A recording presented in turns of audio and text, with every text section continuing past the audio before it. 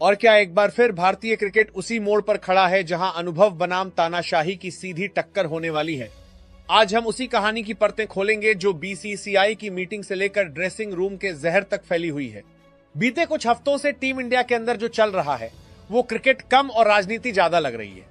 जैसे ही बीसीसीआई की मीटिंग में गंभीर की विदाई की बात शुरू हुई, उसी पल से एक नाम फिर से जोर पकड़ने लगा। नहीं एक नहीं, दो नाम, रोहित शर्मा और विराट कोहली, जिन्हें जबरदस्ती टीबी से दूर किया गया, जिन्हें ऐसे साइडलाइन किया गया जैसे उनकी उम्र ही उनकी सबसे बड़ी गलती हो। लेकिन अब वही उम्र, वही अनुभव, वही क्लास टीम इंडिया की सबसे बड़ी जरूरत बन चुका है। और ये कोई फैन की भावना नहीं है, ये सीधी सीधी हकीकत है। क्योंकि जब से रोहित और विराट टीबी सेटअप से बाहर गए हैं, तब से टीम इंडिया ने क्या हासिल किया? न स्थिरता, न डर, न ऑरा। मैदान पर उतरती हुई टीम इंडिया पहले जैसी नहीं लगती। सामने वाली टीम को अब भारत का नाम सुनकर घबराहट नहीं होती, बल्कि उन्हें लगता है हाँ, आज मौका है। सबसे बड़ा तमाशा तब देखने को मिला जब साउथ अफ्रीका के खिलाफ सीरीज के दौरान विराट कोहली और गंभीर के बीच का तनाव खुलकर सामने आ गया। रिपोर्ट साफ कहती हैं कि ड्रेसिंग रूम का माहौल इतना जहरीला हो चुका था कि विराट ने गंभीर की तरफ देखना तक पसंद नहीं किया। हाथ मिलाना तो बहुत दूर की बात थी। सोचिए, जिस खिलाड़ी ने इस देश को तीनों फॉर्मेट में मैच जिताए, जो आज भी फिटनेस और परफॉर्मेंस में आधी टीम से आगे है, उसी को इतना मजबूर कर दिया गया कि वो ड्रेसिंग रूम में खुद अनवांटेड महसूस करे। और ये सब क्यों? क्योंकि गंभीर का एटीट्यूड, क्योंकि गंभीर की तानाशाही, क्योंकि मैं ही सही हूं वाला घमंड। रिपोर्ट्स ये भी कहती हैं कि क्रेडिट के भूखे गंभीर सिर्फ टीबीस ही नहीं, बल्कि रोहित और कोहली को वनडे से भी रिटायर करवाने का मन बना चुके थे। मतलब साफ है, अनुभव हटाओ, अपनी पसंद के खिलाड़ियों को ठूसो, चाहे टीम डूब जाए। लेकिन किस्मत ने यहां खेल पलट दिया, क्योंकि जब भी मौका मिला, रोहित और कोहली ने परफॉर्मेंस से गंभीर का मुंह बंद किया। रोहित शर्मा, जिसे मोटा कहकर, अनफिट कहकर, आउटडेटेड कहकर कोसने वालों की लाइन लगी रहती है, वही रोहित बड़े मैचों में रन बनाकर दिखा रहा है कि क्लास कभी पुरानी नहीं होती। विराट कोहली, जिसे फॉर्म का बहाना बनाकर साइड किया गया, आज भी दुनिया के किसी भी गेंदबाज के लिए सबसे बड़ा डर है। आंकड़े गवाह है, प्रेशर सिचुएशन गवाह है, और आईसीसी इवेंट्स गवाह है कि रोको से बेहतर मैच विनर आज टीम इंडिया में है ही नहीं। लेकिन फिर भी टीबीस में उनकी वापसी क्यों नहीं हुई? क्योंकि गंभीर की मनमानी, क्योंकि गंभीर का ईगो, क्योंकि गंभीर यह मानने को तैयार ही नहीं कि उनसे गलती हो सकती है। रिपोर्ट्स के मुताबिक रोहित शर्मा और गंभीर के बीच ड्रेसिंग रूम में इस बात को लेकर तीखी झड़प तक हो चुकी है। रोहित ने साफ कहा कि टीम चयन और रणनीति खिलाड़ियों की ताकत के हिसाब से होनी चाहिए, न कि कोच की जिद के हिसाब से। और यहीं से बात बिगड़ गई, क्योंकि जो इंसान सवाल सुनना पसंद नहीं करता, वो जवाब देने की काबिलियत भी खो बैठता है। इसी सबको देखते हुए बीसीसीआई का गुस्सा 7वें आसमान पर पहुंच चुका था, और तभी शनिवार रात एक बड़ी मीटिंग बुलाई गई। कोई औपचारिक मीटिंग नहीं, बल्कि सीधा हिसाब किताब। उसी मीटिंग में 3 सबसे बड़े मुद्दे रखे गए: गंभीर की विदाई, नए कोच का प्रस्ताव और रोहित कोहली की टीबीस में वापसी। मीटिंग में गंभीर से सीधे सवाल पूछे गए, अगर तुम्हारे चुने हुए खिलाड़ी परफॉर्म नहीं कर रहे तो उन्हें लगातार क्यों ढोया जा रहा है? अगर टीम का कप्तान पूरी टीम की रीढ़ होता है तो फिर इतनी घटिया परफॉर्मेंस के बावजूद उसे क्यों बचाया जा रहा है? और सबसे बड़ा सवाल, अगर वर्ल्ड कप जीतना है तो अनुभव को बाहर रखने की जिद किस लिए? इन सवालों का जवाब गंभीर के पास नहीं था, क्योंकि जवाब मैदान पर मिल चुका था। हार के स्कोर बोर्ड पर, फ्लॉप परफॉर्मेंस में और बिखरी हुई टीम इंडिया में बीसीसीआई ने यहीं पर एक बड़ा निष्कर्ष निकाला। अगर 2026 टीबीज वर्ल्ड कप जीतना है तो रोहित शर्मा और विराट कोहली की वापसी सिर्फ जरूरी नहीं, बल्कि अनिवार्य है। यह कोई इमोशनल फैसला नहीं था, यह पूरी तरह क्रिकेटिंग फैसला था। और इसी के साथ अंदरूनी सूत्रों के मुताबिक रोहित और कोहली को टीबीस में वापसी का प्रस्ताव भेज दिया गया।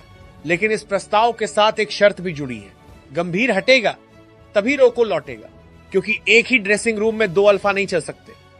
और यहां अल्फा कौन है, यह पूरी दुनिया जानती है।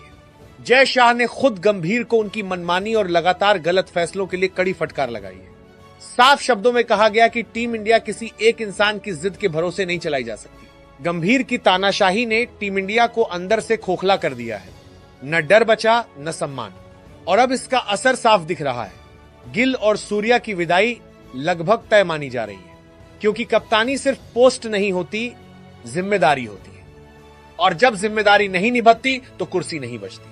अब बात करते हैं उस फैसले की जिसने पूरी मीटिंग का माहौल बदल दिया। जब बीसीसीआई ने यह मान लिया कि टीम इंडिया का मौजूदा सेटअप 2026 टी20 वर्ल्ड कप जिताने में पूरी तरह नाकाम साबित होगा, तभी सबसे बड़ा सवाल उठा, अगर रोहित और विराट नहीं तो फिर कौन?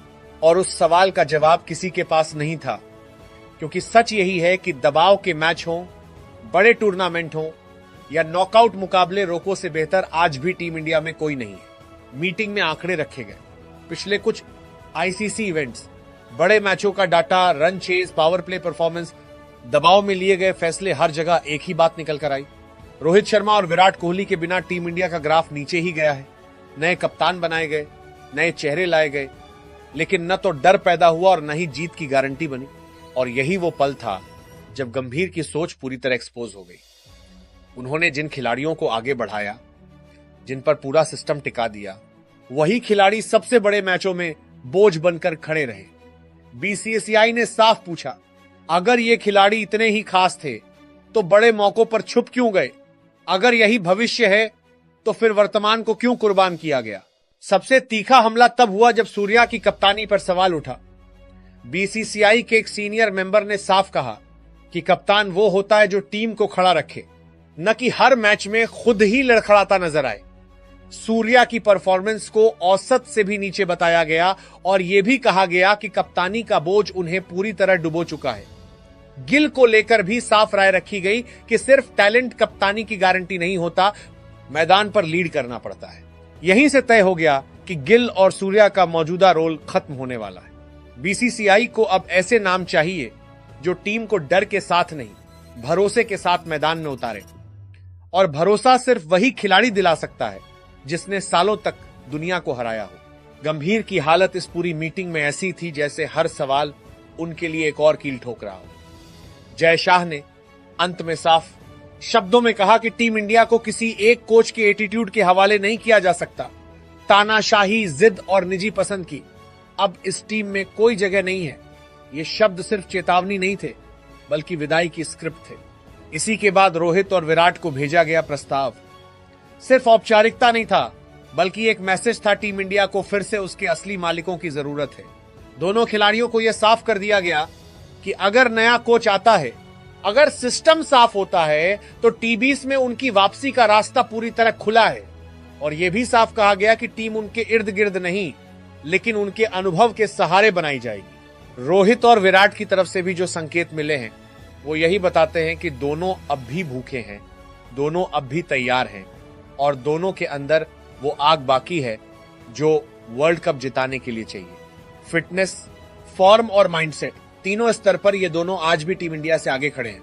और जैसे ही रोको लौटेंगे, टीम इंडिया का ड्रेसिंग रूम फिर से वही पुराना आत्मविश्वास पाएगा जो पिछले कुछ समय से गायब था। ये सिर्फ दो खिलाड़ियों की वापसी की कहानी नहीं है, ये उस सोच की वापसी है जिसमें बड़े मैच बड़े खिलाड़ी ही जिताते हैं। ये उस दौर की वापसी है जहां कप्तान और सीनियर खिलाड़ी फैसले लेते थे, न कि डगआउट से चलने वाला रिमोट कंट्रोल। बीसीसीआई अब साफ कर चुकी है, 2026 टी20 वर्ल्ड कप जीतना है तो भावनाओं से नहीं, अनुभव से चलना होगा। और अनुभव का दूसरा नाम अगर भारतीय क्रिकेट में कोई है तो वो रोहित शर्मा और विराट कोहली है।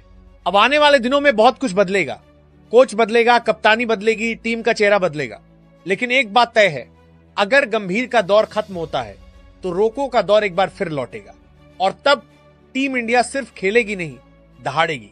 वीडियो पसंद आया तो लाइक और चैनल को सब्सक्राइब करें, क्योंकि आपका सब्सक्राइब ही हमारी ऊर्जा है। जय हिंद, जय भारत।